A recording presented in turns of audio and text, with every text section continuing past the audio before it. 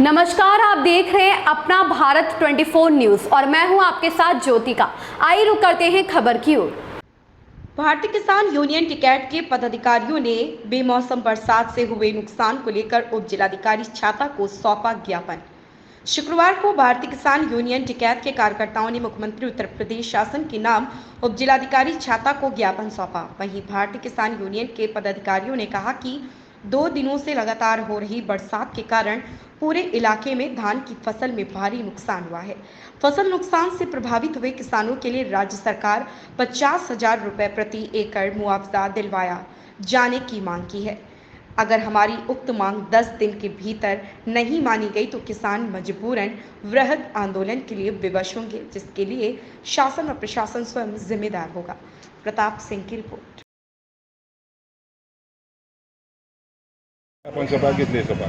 देखिए, आज क्योंकि 2 दिन से लगातार बरसात हो रही है क्षेत्र में, पकी हुई फसल जो है धान की या अन्य फसलें जो हैं जहाँ जो किसान बो रहे हैं तो लगभग पूरी तरह नष्ट हो चुकी हैं। उस स्थिति में मैं तो रात भर परेशान रहा कि किसान किस तरीके से नींद भी आ रही होगी या फिर हम लोग ही परेशान थे, हमारा भी खेत है।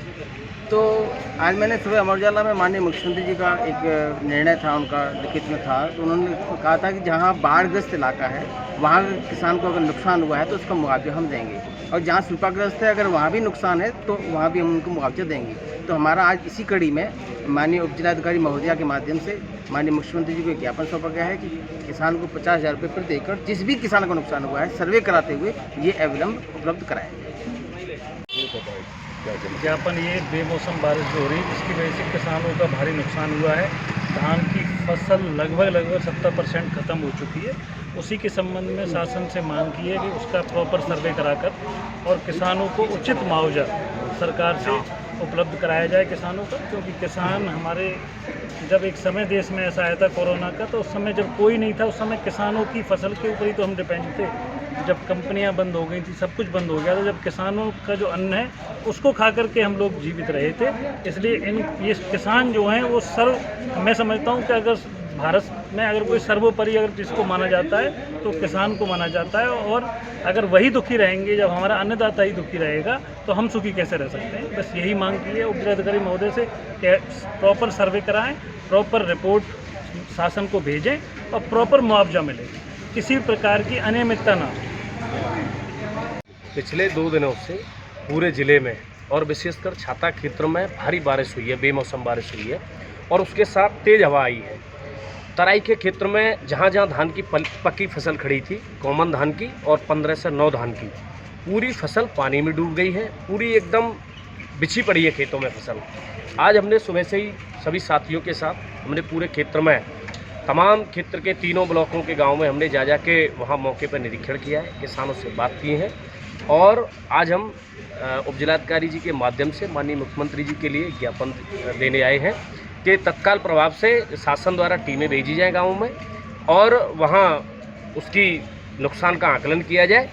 और हमने मांग रखी है कि किसानों को कम से कम, क्योंकि इस बार फसल का रेट भी ठीक है, धान का भी रेट ठीक है, कपास का भी रेट ठीक है, तो किसानों को कम से कम 50,000 रुपये पर एकड़ के हिसाब से सरकार मदद करे और बीमा कंपनी पर शासन दबाव बनाए, सही तरीके से क्रॉप कटिंग जो हो किसानों की और किसानों को मुआवजा मिले। अच्छा, पहले भी क्रॉप कटिंग हुई थी पटवारी द्वारा और लखनऊ से एक टीम आई थी, उसने जो है पूरी क्रॉप कटिंग जो है एकदम फेल बता दिया। क्या कहना चाहेंगे इस बारे में? उसमें पिछले दिनों कई गाँवों की समस्याएं आई हैं, जो लैप्स वाली जो समस्याएं आई हैं कि जैसे एक गांव में एक पंचायत में 4 क्रॉप कटिंग हुई और 3 क्रॉप कटिंग वो दिखा रहे हैं बीमा कंपनी वाले के हमारी उपस्थिति में हुई है किसी टेक्निकल कारण से, और उन्होंने एक क्रॉप कटिंग को दिखा दिया है कि ये क्रॉप कटिंग बीमा कंपनी के नुमाइंदों की अनुपस्थिति में हुई।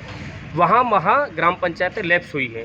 पिछले दिनों किसानों ने उसके संबंध में भी हम लोग मिले हैं, संबंधित जो AIC बीमा कंपनी के जो अधिकारी हैं उनसे बात चल रही है। निश्चित रूप से आगामी दिनों में 1 से 1.5 महीने में जिन गाँवों में लैप्स हुआ है बीमा, निश्चित रूप से वहाँ बीमा आएगा और किसी न किसी रेशियो में आएगा। और दूसरी बात, अगर हमने यहाँ एक 10 दिन का समय दिया है शासन को, अन्यथा इस धान की जो फसल में नुकसान हुआ है उसके लिए किसान आंदोलन करेगा, जिसके लिए शासन प्रशासन जिम्मेदार होगा। ऐसी ही खबर से जुड़े रहने के लिए देखते रहिए अपना भारत 24 न्यूज़।